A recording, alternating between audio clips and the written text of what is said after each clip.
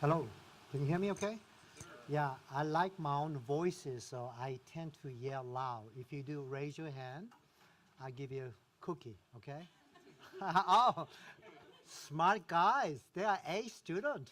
Oh, yeah, I like it. You guys are smart. That's why you look handsome and big and tall. Thank you so much. So, okay. All right, buddy. I like it. I like to talk to myself, and I apologize. I cannot talk like this at home.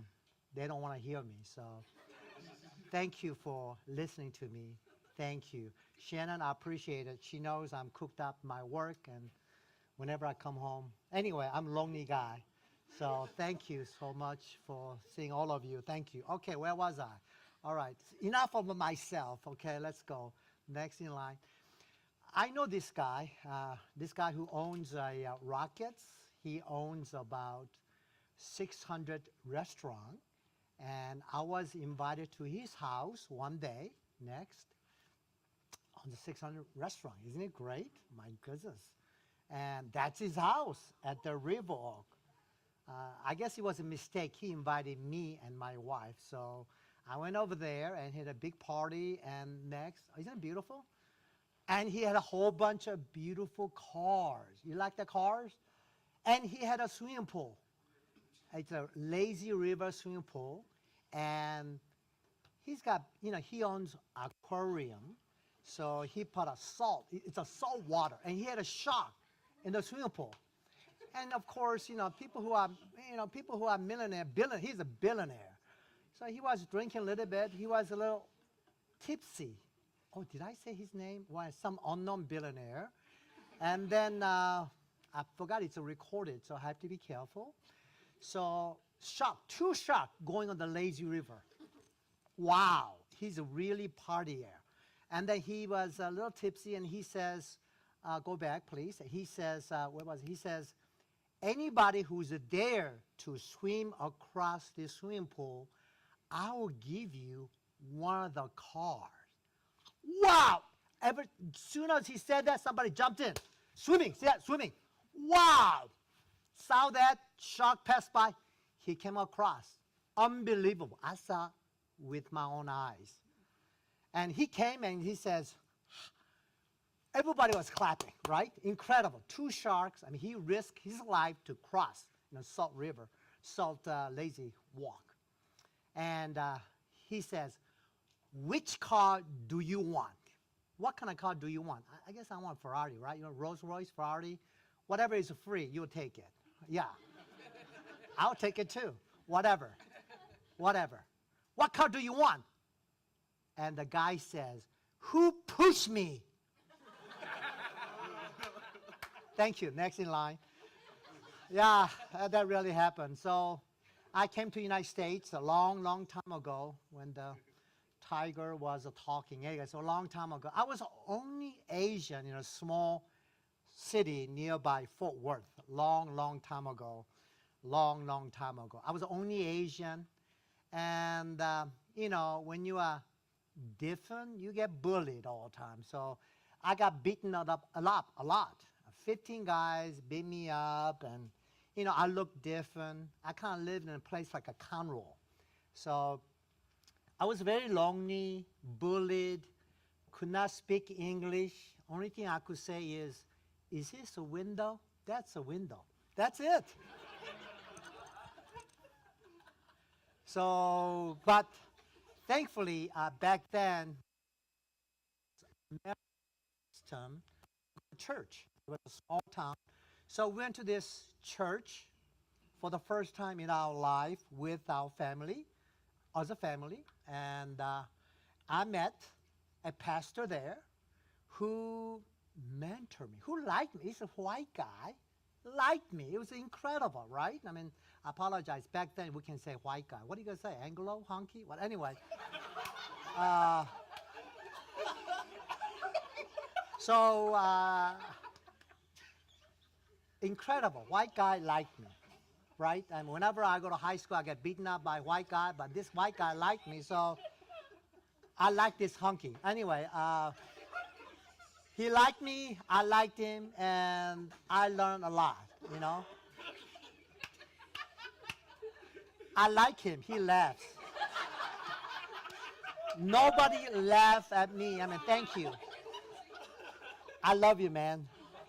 Thank you, thank you, thank you. You can call me an Anglo any day. Yeah. So where was I?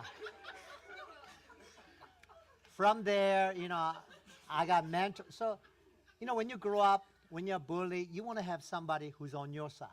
So thankfully, there was a pastor who loved me, who cared for me. Really, he was like my father.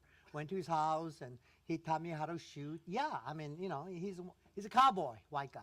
So next, of course, and I went to Oral Roberts University.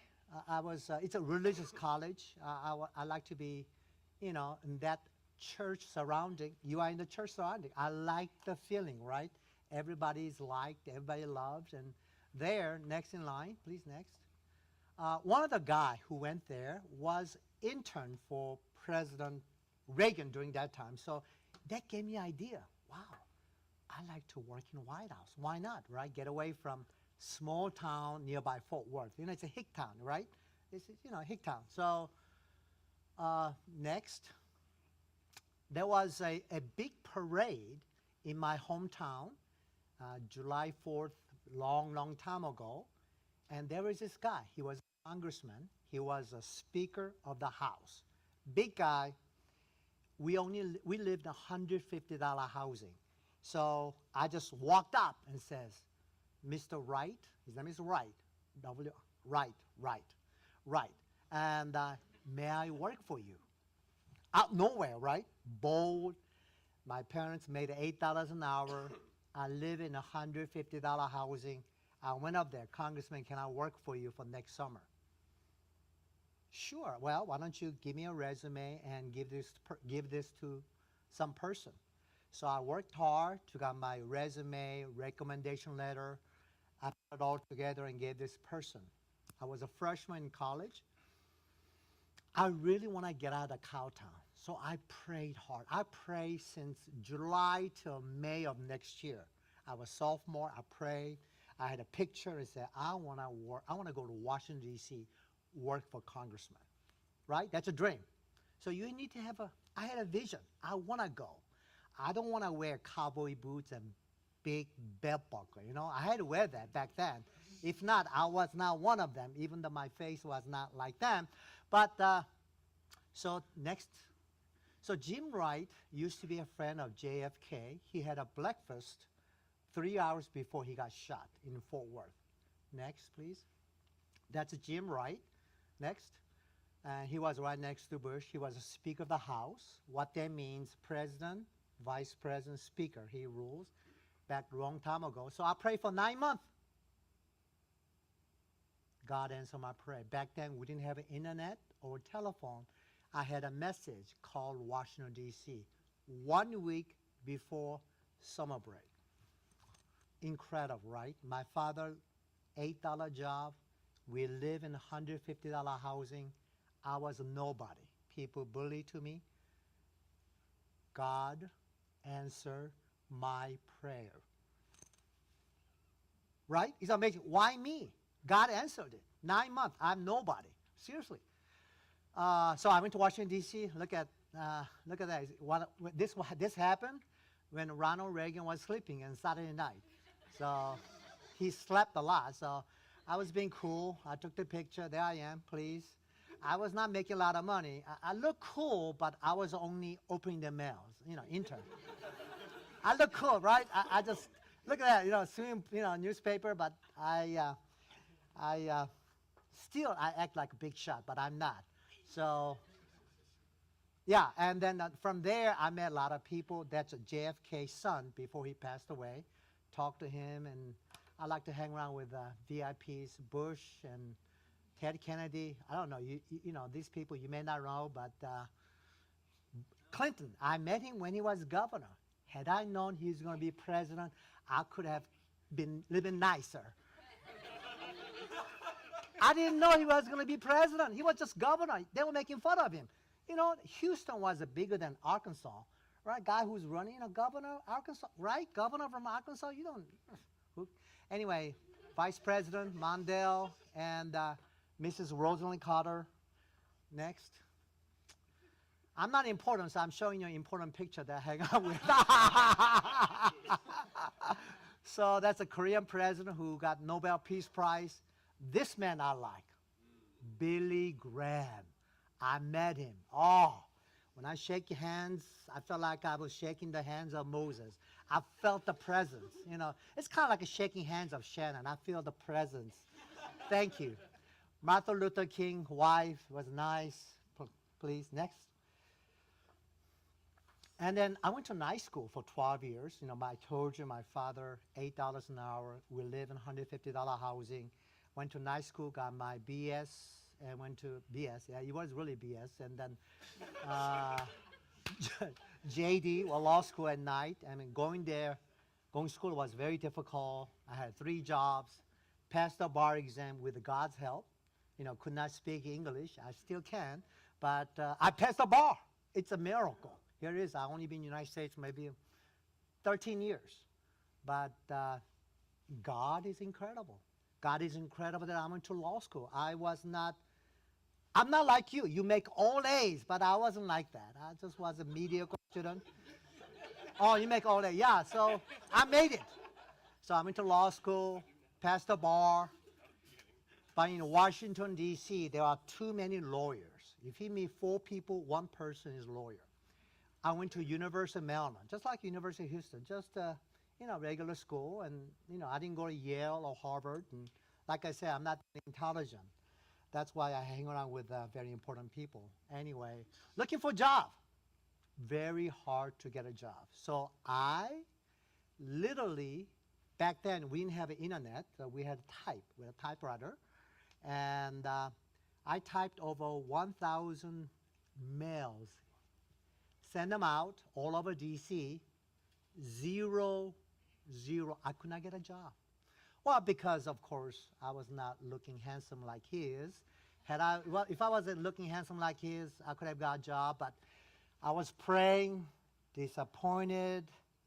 Went to law school, passed the bar exam, could not get a job for 2 years. While working for Congress, I was talking to one of the gentlemen. I keep on knocking. I applied. And then next, with another congressman's help, I went to Virgin Island. Have you heard of Virgin Island? That's the way to locate. Isn't it beautiful? How God answered prayer. I was there. I'm going to beach every weekend. That is a jail of Virgin Island. That's how you look from the jail. So if you wanna commit a crime, go to Virgin Island. You have a nice view. That's a really beautiful view, isn't it? Right next to the beach, cool breeze, no air conditioning. So don't commit a crime here. Go to Virgin Island. I have lots of friends. So next. So one day I was working too hard. 3 years I was there. I put too many people in jail. And they didn't like me, right? If I put you in jail, you didn't like me, right? So they're into voodoo. One day, my car, they spread chicken blood all over.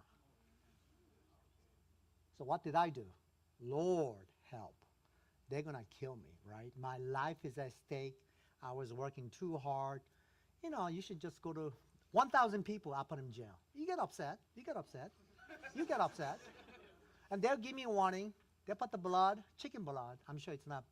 So I prayed hard and next. So I got a job in Washington, here in Houston as one of the first I'm a Korean American federal prosecutor. Again, that's God intervening my life. Made a little bit more money and 9 years. And at the end of 9 years, I got a case at the Wells Fargo Bank nearby, let's say, Houston. And there was a bank robbery, and they knew the combination. When they knew the combination, it's a lot of money. It's inside job. So they took a lot of money away, and they went to young 12 people, Asian gang, of course, and they were smart enough to know the combination. And they were spending money like crazy. So they went to a bar that morning, And there was advertisement, 50,000 award to find these people. And they were so happy. They were on TV, right? They robbed approximately several $100,000. It was one of the biggest heists. And the person told the waiter, said, hey, that's us. So when you steal money, don't tell people. Keep it to yourself, okay, one-on-one. So there they are. They all went to jail. But a couple of years later, I was having fall in Bel Air, and one guy tapped my shoulder and says, Mr. An, we are out. So yes, they don't like me again. They'll give me a warning. It's an Asian gang. You know how gang is. I mean, they don't care. They know, you know, if you want to, you can find where I live, you know. So, by the way, I live in P.O. Box. I don't have address. I live in P.O. Box. So, 19903 Houston, Texas, 77224. So, I prayed. I put my life insurance. I put, in case I go away, I want to have my wife live comfortably. So from there, I went to law firm, big law firm, international law firm. God gave opportunity at the time, 25 years ago. There are only one or two Asian attorneys, so they wanted somebody have Asian, you know, representing big Korean company. Of course, I want to do that. I want to do that 12 years prior. Ever since I graduated, I want to work for law firm. So I got the job. I quit, went to law firm, representing all this Samsung and all that. I went to around the world about 20 to 50 times.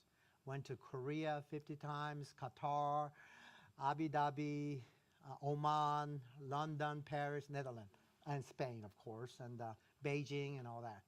God has been good. Went to 4 years of working too hard. So I had my own law firm because I want to stay home with my family, even though they don't like me. Next. And of course, I represented Korean biggest LNG carrier company. They build the ships. Next. And of course, Qataris oil minister. This guy, he's a billionaire. He owns many ships. And I was shaking his hand. I was expecting some gold bar. He didn't give it to me. I met a lot of billionaires. They're very stingy. That's why they are billionaire. And I represent them. And this is ConocoPhillips chairman. I represent him, take him to Korea and Qatar. And I opened a relationship with a Daewoo, and they purchased over $800 million worth of LNG carrier. And I was right in the middle. So incredible, right? I was right in the middle, $800 million deal. Samsung, I represent Samsung, please, here in Austin. I represent Bush family. That's one of the Bush brother. And that's a now current chairman who went to jail for about a year and came out. So he's a chairman of Samsung. I represent them 25 years ago. Now they're expanding in Tyler, Texas, $200 billion. So I'm glad to be part of that. God gives. And now, of course, doing missionary work and homeless, continue to do that. Next. So here I am. I'm looking at back. I'm talking fast because I want to save my time. You know, I'm a Korean immigrant, not so good looking, but God gave me opportunity to work for Congress in Washington, D.C., top of the Speaker of the House of Representatives for 9 years, became federal and state prosecutor, 12 years, and legal representative of Samsung, LG, SK, Hyundai, all big companies. And then worked for international law firm. They had 10,000 lawyers. I went around the world for 20 or 30 times. And I'm an attorney. Of course, most important work for me is this, talking to you about what God has done to me, and He's real. Even though I'm a loser in many areas, God helped me. So I didn't go Yale, Harvard. I'm not an A student. I'm not good looking, but God was there to help me. If God can help me, God can help you. Next, please. So, conclusion is, some chance can hinder your success. Next. So it's not the fastest runner who's always win the race. It's in the Bible. Some race, like Olympics, they fall. And it's not the strongest warrior always win the battle. You think it is, it doesn't. And why sometimes go hungry? Next. And skillful are not necessarily wealthy. Sometimes they are lucky. It's a luck, wealthy. It's not really smart. And it's not education who gets you success. Even a homeless guy, Yale graduate, he's homeless in LA. Wow, yeah. Go to CNN. So in the Bible, it says it all decided by chance and by being in the right place at the right time. God allow me to be in the right place at the right time. Only God controls that. Success is equal to preparation and opportunity. Sometimes major accident can happen like this, right? Sudden tragedy. Driving, log falls. Baseball bat hit him. Shot accident can happen in the Caribbean. Here you go, motorcycle failure.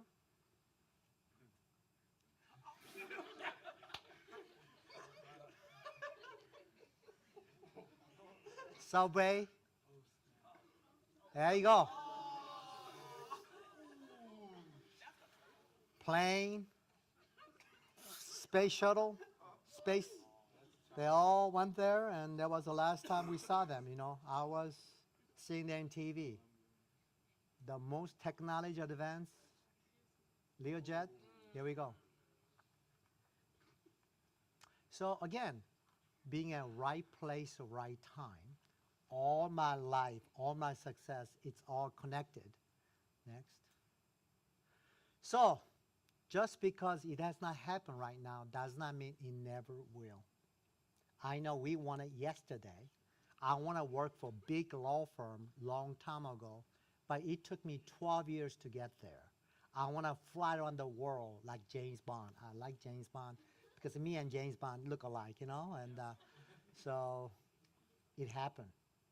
I went around the world about 20 times with a briefcase, look sharp and all that kind of stuff. Next. So we have to wait until the time. Next. So God has perfect timing, right?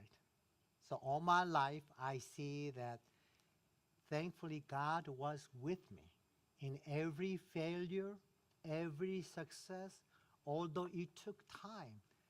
God is in control. Trust me. Give me a wallet. Trust me. Give me a wallet first and then trust me. It's incredible, my life. I want to tell you, at your age, went to night school, struggle. At the time in Thanksgiving, I didn't have money. I didn't know there was a facility like this at the University of Maryland. I went to night school. I kind of ate with the homeless because I did not make a lot of money. I was making $500 a month, living in housing. Sometimes I lived in my car for about a couple of weeks. I rented a storage room for 1 month to live there. In D.C., everything's expensive. Could not rely on my parents. Through it all, God was there. So I'm not here just blowing. So in my life, my friend, I know you want to get there, but in all God's timing. Had I not shared a meal at my 20s with the homeless, I would not help homeless now. I feel the pain. So a lot of things I do because of my experience. I was successful. I was talking to people. So God has timing, and we just have to be patient. I know we want to do it yesterday, so I want to let you know, here I am, I'm standing before you and let you know that every little failure, every success, God was there. I was so lonely, 12 years going night school, having 3 jobs by myself, on my apartment, whole bunch of rats. Back then, DC is very, yeah, so God was there. So I want to share this with you. I'm here live, and God has blessed me. I have 12 staff. I live in a nice area. Even though my kids don't like me, I have a family, 2 girls. So God is good. So I know at your age, I want to get there now. But if you put your trust, I know it's hard, but there was not much choice but to trust. That's the relationship. If you just have to trust and trust the process that God is in this. And when I look back 50 years of my life, I know I don't look that old. Except this is a wig, by the way. Kind of cool, right? It's a wig. God has been there. God is there. God was there all the time. So I'm here to let you know, God exists. I'll put my life, I'll put my wealth, I'll put my life. So I am willing, really. Now I'm willing. I'm willing to die, yes. So I'm not just blowing. I didn't go Yale, Harvard. I don't have a PhD. I went to mediocre school, University of Maryland, but through it all, God was there. So that, if God can do it for me, who is not so handsome, but look at you, you are so good looking, God can do better. Okay, God will do everybody equally. So I want to take questions. Any questions, please? We got some time. Thank you. You're a good-looking guy. That's all he wanted. I know. In those moments where you had to sleep in your car due to circumstance, what was probably the thing that kept you going the most when you had time where you struggled that much, similarly to Job? Yeah. Thank you for comparing me to Job. I appreciate it. I'm only dust compared to Job. But you know what? I apologize. I'm from poor family. We live in $150, kind of like a log hall, one of those houses that don't have a foundation. We come from Korea. My father got a job, $8. My mother sewed for a living. 3 of us living in a really literally shack, $150 housing. So I had no choice. My father, 18 years old, said, we don't have money for you. You just need to get out and do your own. So that's how poor that was. And so I didn't have any choice. I guess I'm a man, I got to do it, or, I have to do it. So I really didn't think about God a little bit. I said, I'm a man, I got to do it. This is what, take it like a man. So I did it. And I was not, so I never had comfort of life, so I was not regretting it. This is what I dealt with. I'm going to sleep in the car. And I went to church bus. Church bus is open back then, so I slept in the church bus. It's a lot better than, sleeping in my car. So thank you for your question. You're going to have my cookie. Please ask me more questions. Ask me, please. Thank you, sir. When you had to make these big decisions in your life, moving or whatever it was, going to law school, how did you know it was God? I apply everywhere, baby. They're the one who gave me a job. I go. I apply 1,000 positions. I remember typing. There was only one job. Come on down. $20,000, I go. There was not much of, I want to work. No, I went there. And so that's another thing is, all my life, they didn't, it's a God work. So I went there, one job, and then there I met people, and I got to come to Washington, come to Houston. From there, they knew me, and the law firm recruited me, and then other recruiting. So once you get there, it's really, knowing who you are, right? You see my personality. I like me. So I talk to people, and they like me, and so you need to go and talk to people. Just talk to people. So that's how I didn't have a choice. I won, so I went there. Through all the hardship you went through, was there like a time where you were had a maybe a bit of doubt of if God was truly there with you at all, or were you just comfortable with the whole thing? So I told you I had 2 death threats, right, on Virgin Island here. There was not much. I know it's not. It's all cause. I fasted. I did a liquid fast, but I had a whole bunch of drinking, punches. So it was a liquid fast, but I drank. Uh, so I prayed. There was not much choice but to pray. I didn't pray to Buddha. I didn't pray to anything. I knew the living God, so I said, God, help me. So it wasn't. I was desperate. Somebody's going to kill me. What are you going to do? If they're going to kill me, I knew that God could protect me, right? I mean, what am I going to do? I'm going to go hide. I cannot just quit the job professionally, right? You just kind of, how come you didn't have a job for 3 months? You have to have a job and then get another job. You don't do that. You just don't quit. So not much choice but to look out for God and kneel and pray. I did it. I did it. I did it. God hears your prayer, even though you don't feel like it. So one person described to me, pilot, they rely on instruments. Well, we rely on the Word of God. I'm going to give this to you, God's promise. Whether you feel like it or not, you rely on it. Sometimes your mother don't feel like she loves you, but he loves you. We don't go by feelings. We go by the Word. We're going to walk in the step. So that's it. Yeah, so is it God? Yes, of course I felt like God neglecting me, but there was not much choice. God helped me. So my instant prayer, God help me, have mercy on me. I could not pray to Buddha. I don't have money to rely on. It's always God. So even now, I have 230 clients. Every month I have to have at least 10. And I'm supporting a lot of ministry and all that. But I pray every day, every month. I say, Lord, help me. I need to get a client. So even though you have to have a client, I pray. Every month I have to pray. So I rely on God every day. I have to, or no clients coming. So yeah, even now, I rely. Any questions? Please, ask me a question. Third cookie. Come on, come on. Yes, sir. Thank you. You're a good man.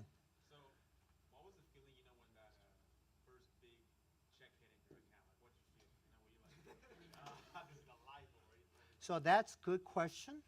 I want to share this with you. I told you that I helped to facilitate ConocoPhillips purchasing $790 million LNG carrier. Each costs about $230 million. So with my, I don't want to go into deep, with my help, ConocoPhillips, well, let's put oil company, purchased $790 million. And if you Google it, you'll be there, because I had to file a lawsuit to get the money. Anyway, it's in the Harris County, if you want to look at it, $790 million. So I got the money, but I'm not regular people. I was poor, so I don't spend. I apologize. I'm a little bit different. I know you white people. You like to go vacation as soon as you have money in the account, but I'm not like that. I mean, because I was poor. I didn't have money to eat. I could not go to McDonald's. So I put the money in the bank. I don't spend it. I don't go vacation. I know it's, yeah, cry for me, baby. So I put the money in the bank, lot of money, lot of money, lot of zeros. And I promised to God before that, I said, God, if I win this, I promise you to give certain percentage to you. You promise that. Oh, God, if I win this, I'll become priest, right? Or if I win this, I promise I'll become virgin. So I was praying.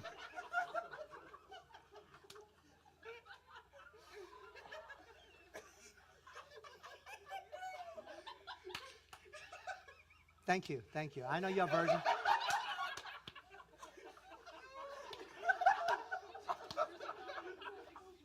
So where was I? Okay, so I made a prayer. I made a prayer. I said, God, if you give me, I promise to give you back because I was a little bit, because I didn't have money, I was stingy. I don't spend money. And I go to Salvation Army, get a clothes and, all that kind of stuff. I still do. No, I don't. Anyway. So I promised 12 years ago when I made a big bucks, I promised to God, but I didn't pay God back. But 5 years ago, somebody asked me to help homeless. So from there, I really don't like to contribute because I worked hard for it. And so I was helping homeless, and I helped here, there, here, there, here, there, here, there, here, there. So I began to open my purse, literally, and little by little, little by little. So I don't want to say too much on this thing because camera is there. My wife could have look at that. But anyway, I am alive. I promise to God I give back, right? So I'm alive today because I calculate how much I made money, how much I gave, okay? And what I gave so far in my entire earning, it's not bragging, entire earning, and what I gave, I have a calculation, I have two bookkeepers doing all this. I gave more than what I should. And I want to give more. Because at the end of the day, what matters for me is when I stand before God in heaven. You talk about heaven and hell. When I stand before him, he's going to ask me, what have you done for me? Wow, that's what matters. What have you done for me? So even though I'm not afraid of nothing, I'm afraid of God, fear of God. Because one day, all of us will stand before God. And he's going to ask, I gave you such a talent. What have you done for me? Whoa, right? So I have a calculation. So thankfully, I'm alive today, and I kept God's promise more than what I should. So God hears your prayer. I made a promise. I promise I do this. And thankfully, I was living 12 years ago. Now I fulfill my promises and more. And I will continue to do so. So God is good. God watches. God hears. God hears your prayer. You don't feel like it, but he hears. And he's real. Yes, sir. Two of you. Yes, go ahead. If Jesus showed up right now and told you to give it all away, would you hesitate? I would love to, but, I love to. But, because of certain constraint, I love to. Seriously. I love to give away 90% and live on 20 or 30%. And that's what I do at this time. Seriously. Because, I went to a nice restaurant, you eat it all. I hang around with the good people, right? But at the end of the day, what matters is what have you done for me? What have you done for me, right? That's what matters. Eternity, now think. Eternity, what matters is what have you done for me? And so I have this book for you, every one of you. Any other question? You ask question, no? Come on. 4, that's great. Yeah, young lady.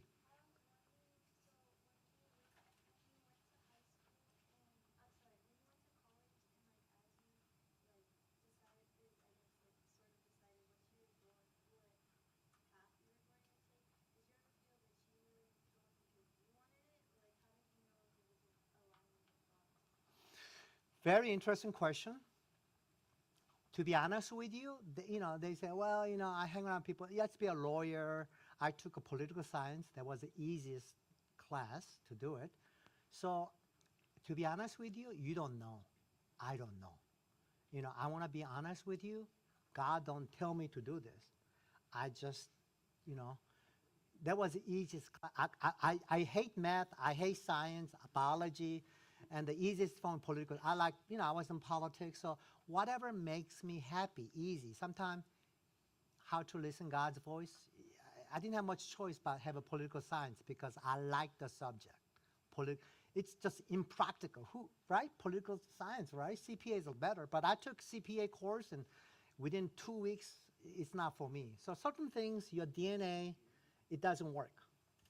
So it just sometimes your conscience and what you like to do, it just helps. And then God will make a way. Remember my life? And I want to work in the White House. I want to be a politician. That's what I do, but it's just different ways. So you just have to continue. I know people say, well, pray, pray, but pray. That's the only way that God will intervene in your life.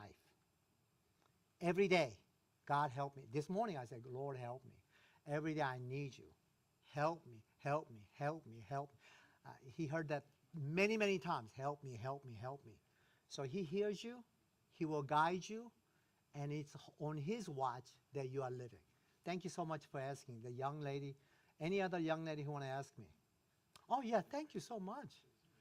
When you say, like, what you said earlier, something popped up in my head, and I could be wrong about this, but when you were saying when you get to heaven and you face God, and he asks you what you've done for him, are you saying in a way that we have to earn his favor? No, of course not. Our art, it's a little bit different. I don't have to do anything. God's unmerited grace that we are saved, right? We don't earn. We are saved. We are saved. But faith without work is dead. If you say that I love Jesus and then go to drinking and sleeping with your girlfriend every night, that's just a lip service. There are a lot of lip service Christians. So if you say I love you, then I will stay with you. You don't hang around with him, right? I like to hang around with you. See, that's adultery. So a lot of times we worship celebrity, we worship Facebook, we worship Instagram. We spend more time doing other stuff, saying, I go to church. Come on, right? If you really love, then you do what he wants you to do. If you really truly love him. If you and I go date, you will not go behind my back. That'd be wonderful.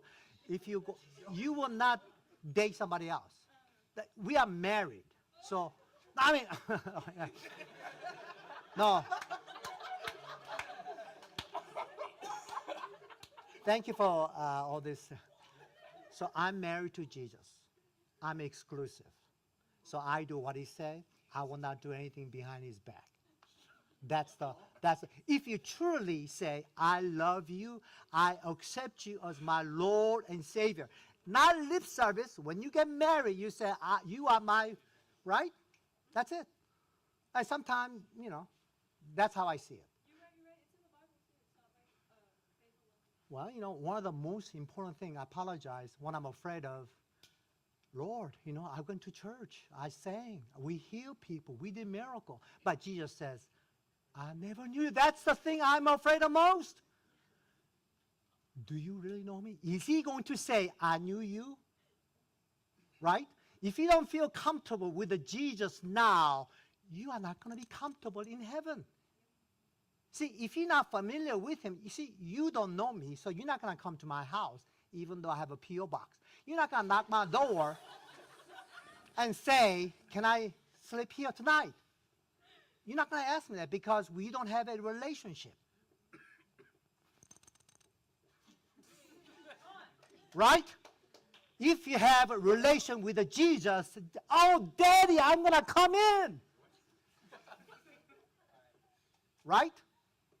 If you don't have that relationship, then all of us, we have a problem. If you don't feel comfortable saying, hey, Daddy, can I come in? You don't need to come in. You just walk in. Right? If you don't have that now, you're not going to have that in heaven. You're not going to have the heaven. You got to be familiar with it now, while you are breathing, while you are alive. Because once you are gone, it's too late. Right? So I apologize. I like to be dramatic, and thank you for bearing with me. I'm through. Thank you. Thank you very much.